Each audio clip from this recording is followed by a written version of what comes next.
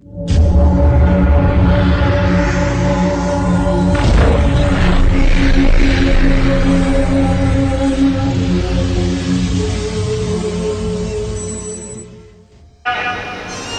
का मतलब परमात्मा से संबंध विच्छेद, और जब बेईमानी करोगे तो संबंध विच्छेद हो जाएंगे, परमात्मा से जी होंगे और जगत की आत्मा से जी होंगे संबंध विच्छेद। तो सूचक वाणी की पवित्रता से जाता है, सूचक दृष्टि की पवित्रता से जाता है, सूचक मन की चंचलता को रोकने से जाता है, न कि मन कर्म वचन छाल चतुराई मन वाणी कर्म तीनों की चातुरता को त्याग दीजिए। जीवन में सूतक में कभी छू नहीं सकता और परमात्मा से कभी दूर रह नहीं सकते हैं। जय श्री हरिवंश। तो परमात्मा ने कहा, बेटी एक हाथ से भिक्षा नहीं दी जाती, क्योंकि एक हाथ से बालक संभाले थी। और भगवान का भाव क्या था?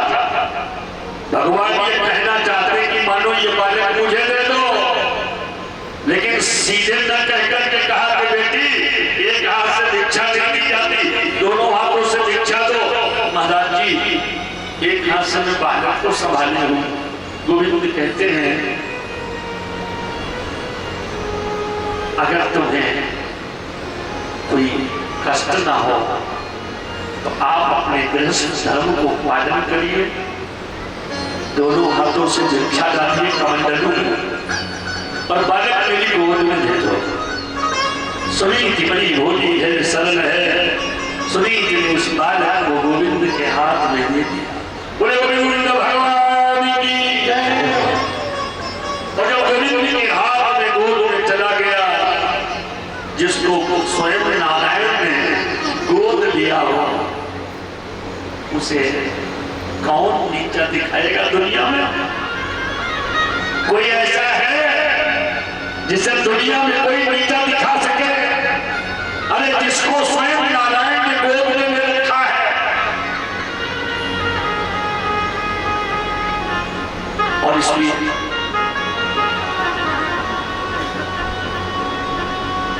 इसका नाम क्या है? सुनीति ने कहा,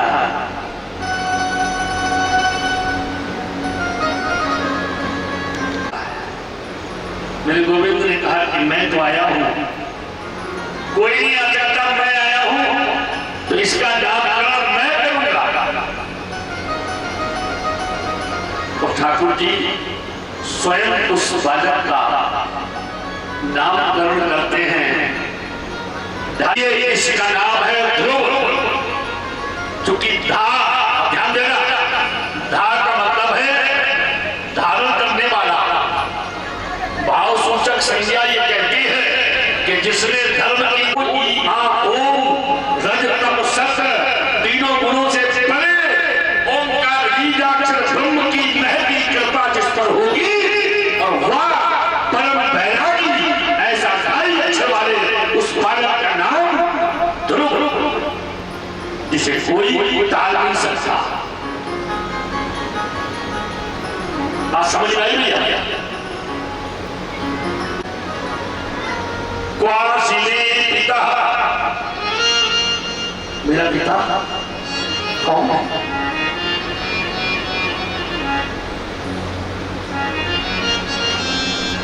मेरा पिता कौन है? मां ने धीरे से समझाया, बेटा तुम्हारा पिता इस अयोध्या नगरी का राजा है।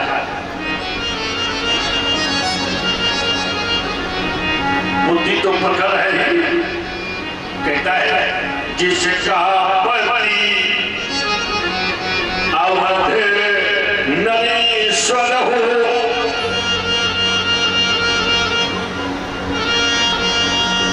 जिसका पति अवध नरेश्वर हो, अवधेश्वरी कहती है, और वही फिरती मारी मारी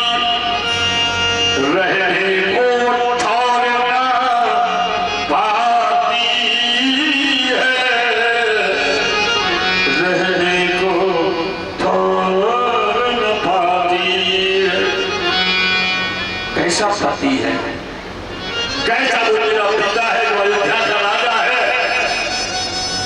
जो अयोध्या का राजा जिसका पति हो उसकी पत्नी रहेगी झोपड़े में। मैं मिलने जाऊंगा।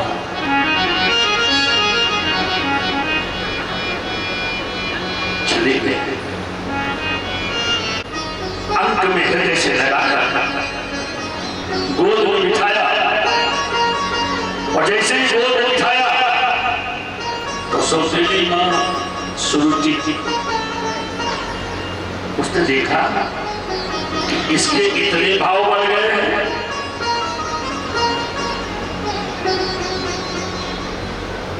इसके इतने भाव बढ़ गए हैं। एक दासी पुत्र होकर के और राज सिंहासन पर पहुंच करके राजा क्या बोलते,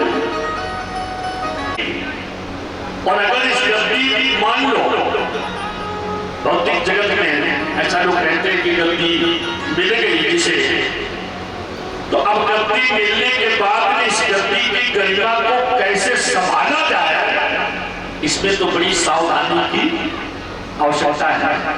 अपना गद्दी जाते देर नहीं लगेगी। कहते जैसे जैसे वजन बढ़ता है वैसे वैसे वृक्ष झुकता है। भले फूले वृक्ष का सिद्धांत है कि उसे झुकना पड़ेगा, नहीं झुकोगे तो काट ही जाओगे।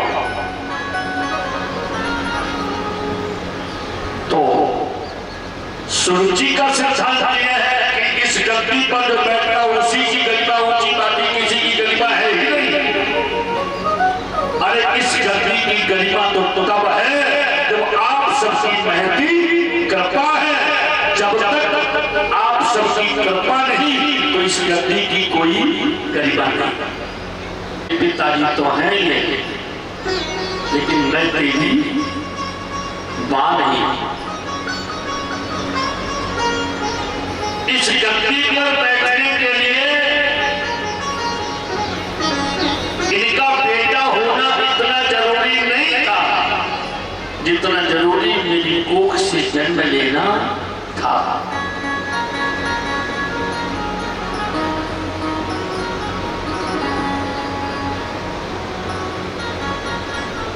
तो ध्रुव ने कहा, मौसी अब तू ही बता दे, इस गद्दी पर बैठने के लिए मुझे क्या करना चाहिए, क्योंकि इसके अंदर बात तो बैठ गई। भगवान की कृपा तो उस पर है ही। का मुझे क्या करना चाहिए? तो सूरज कहती है, तपसाराध्य पुरुषम, तपसाराध्य पुरुषम तस्यैवानुग्रहेण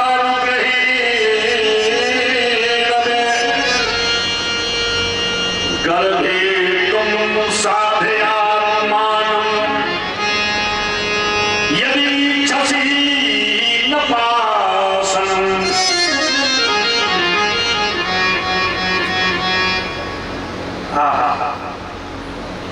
तपसाराध्यं पुरुषं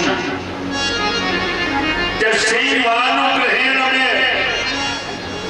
गर्भे तुम साधयात्मानं यदि इच्छसि न पासनं।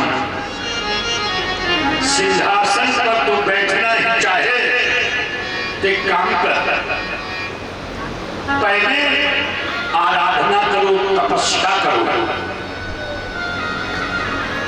और तपस्या करने पर जब प्रभु प्रसन्न हो जाए, ध्यान से सुनना, और जब वो कहे बल मांगो तो कह देना कि मुझे अगला जन्म माता सुरुचि के गर्भ से मिले, तो इस शरीर का त्याग करके मेरे गर्भ में आएगा, और मेरे गर्भ से जब तेरा पुनर्जन्म होगा तब तो इस राज सिंहासन और इस राजगद्दी पर बैठेगा। इससे पहले नहीं।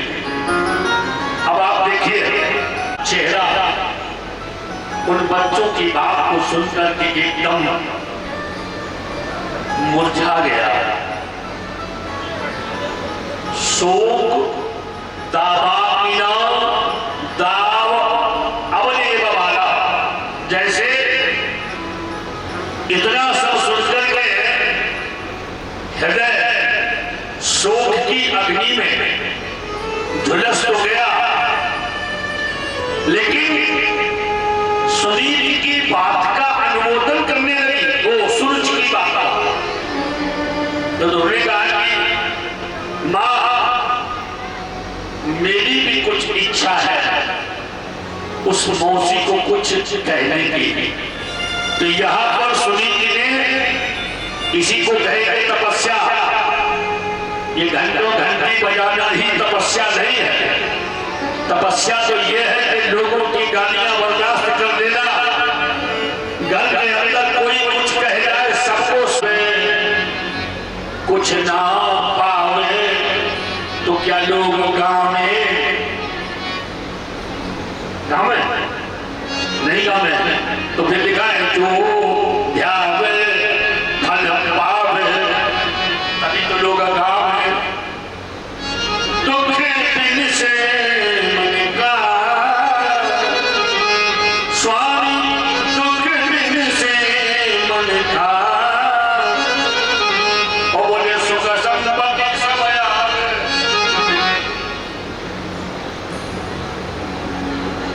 कष्ट बीते तनिका ओ जय जगदीश हरि। बड़ी विडंबना है। मस्जिद भीतर मुल्ला बंद, पंडित कैद सिवान में, राम की पड़ गई खेचा तानी, राम फंसे जंजाल में, बहुत कठिन है नगर पन कटी, बहुत कठिन है नगर पन कटी,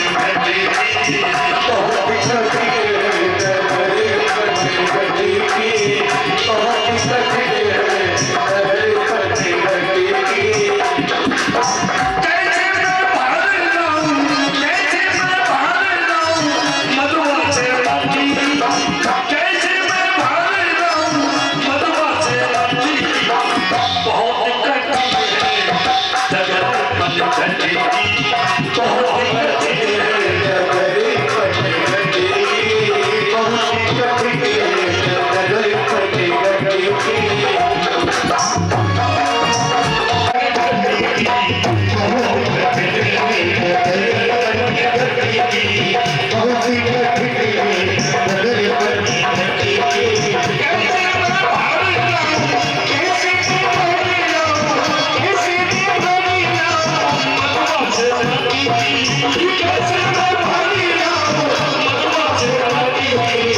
कठिन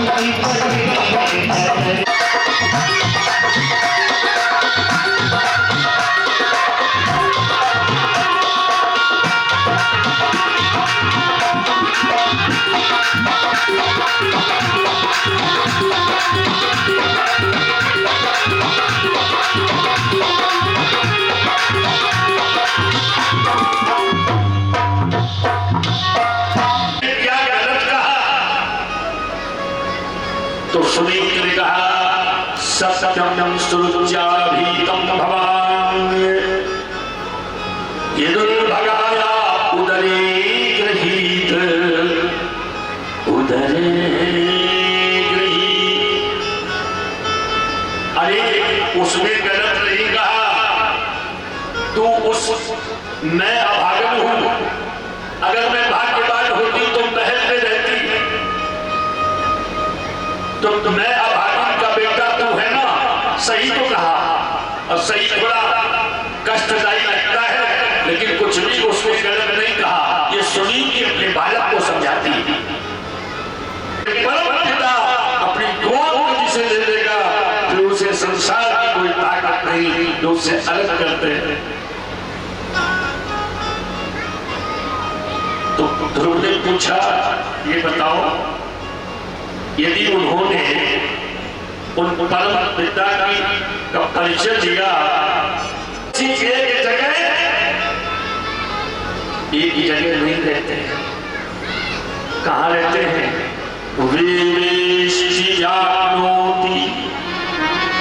सकलम जगत इति विष्णु, सब जगह रहता है वह विष्णु, कोई एक जगह नहीं रहता। हरि व्यापक हरि व्यापक सर्वत्र समान, हरि व्यापक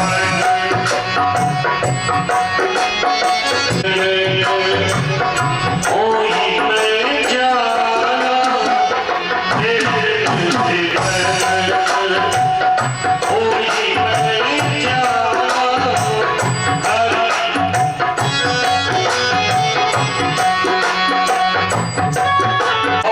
सुखों की चाह, प्रेम में बदलने की भावना अगर लेकर के प्रेम करते हो तो कदापि नहीं करना।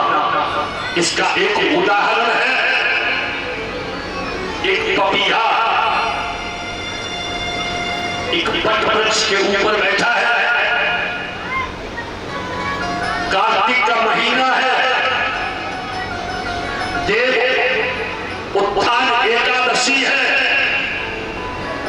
और उस दिन लोग गंगा नहाने जा रहे हैं। गंगा के किनारे पर्वत का वृक्ष है, उसी वृक्ष के ऊपर बैठा है पपीहा और अपनी भाषा बोल रहा है, प्यू कहां प्यू कहां प्यू कहां। पपिया का भाव है पिया से, और पिया का भाव है माने पावन, या माने जो जगत में सब पावन है वो परमात्मा, उस परम पिया को आवाज देता है। लेकिन ये दुनिया क्या समझती है कि पपिया बोल रहा है पानी बरसेगा, क्योंकि दुनिया अपने मतलब की सोच रही है। पपिया के बोलने से पानी नहीं बरसता, ये तो केवल कहने के लिए केवलम की है। और जब गंगा जी में गिरा, चोट उसने ऊपर कर ली, और प्यू कहां कर रहा बह रहा है। एक यात्री ने कहा, अरे नादान, एकादशी है, गंगा जल ले ले तुझे मुक्ति मिल जाए। तब उसको पपीहे ने जो उत्तर दिया है, मेरा ध्यान देना, इसको कहेंगे प्रेम। चल ले भाग तू इस अनोखी वक्त को, पक्षी न अब विसार तू, तब दुखी चातक में लीजिए, और प्रेम के दीवान को शिक्षा न ज्यादा दीजिए। यह है प्रेम। उसने कहा कि हमें बदले में मुक्ति भी नहीं चाहिए, जिसे बदले में कुछ भी नहीं चाहिए वही तो पक्का प्रेमी है, और जिसे बदले में कुछ चाहिए वो प्रेमी नहीं है। ना ना ना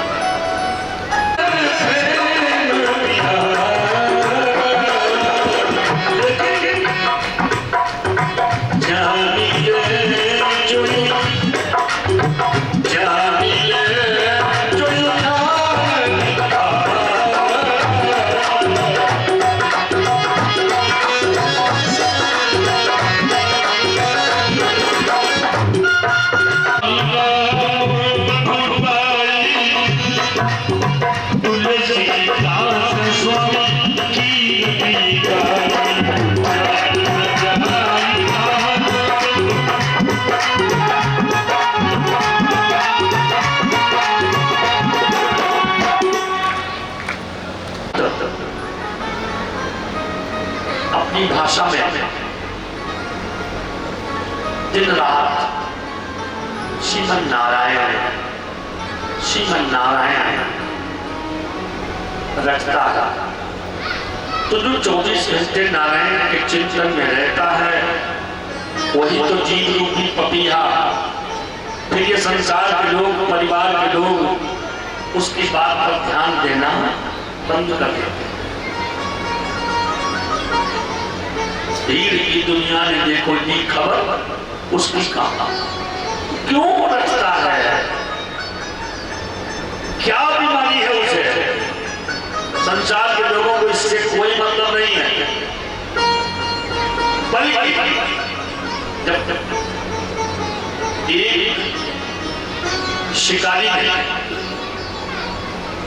उस पपीहे को बाढ़ मारा, तो बाढ़ मारने का मतलब है ये जो संसार के लोग हैं, परिवार के लोग हैं, ये शब्द रूपी बाढ़ जिस समय उस जीव रूपी पपीहे को मारते हैं तो उस जीव का हृदय फट जाता है, आघात होता है उसको। फिर वह परमात्मा के नाम रस रूपी गंगा में डूब जाता है। उसके जो प्रेमाश्रु हैं उन प्रेमाश्रुओं के माध्यम से परमात्मा के नाम रूपी रस रूपी इस गंगा में जीव अपने को प्रवाहित कर लेता है। संसार के लोग समझाते भी हैं, अरे भाई समझौता कर लो, मान जाओ, ये कहते हैं ऐसा कर लो तो जीवन कट जाए। तब वो कहता है कि मैंने जो अपने जीवन की नौका परमात्मा के नाम रसों की गंगा में डाल रखी है, अब मुझे संसार का कोई सुख नहीं चाहिए, मुझे तो केवल गोविंद की शरण चाहिए। इस पूरे पूरे इन पंक्तियों का भाव यही है।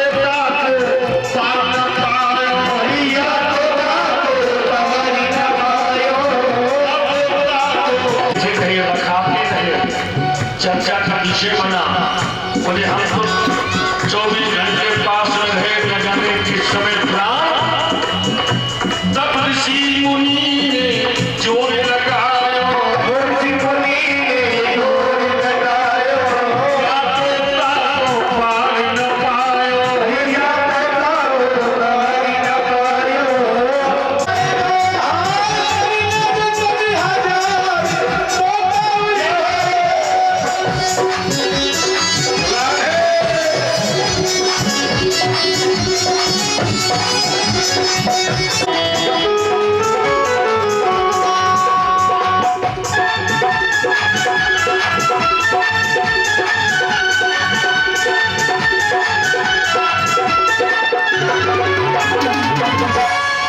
अवश्य बना लेना, क्योंकि बिना गुरु की साधना अधूरी है।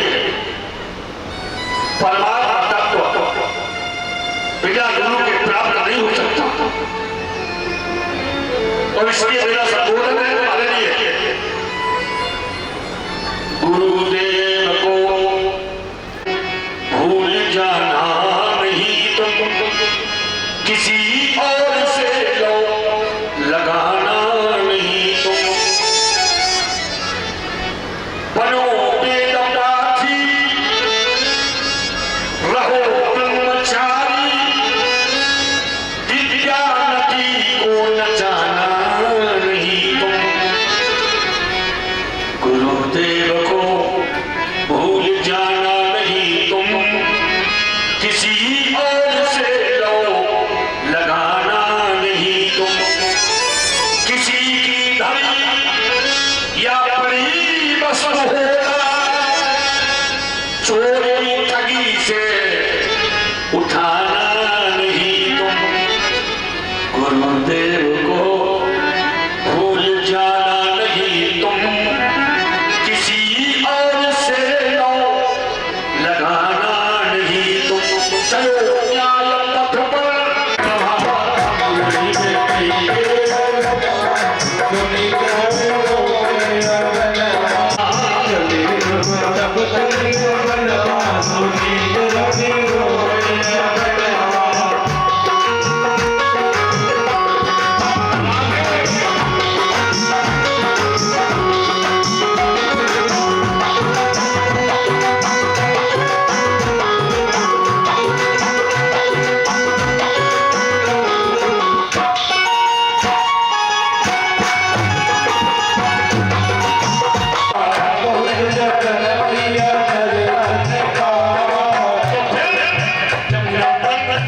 बड़ी कठिनाई से गिरा है, करी है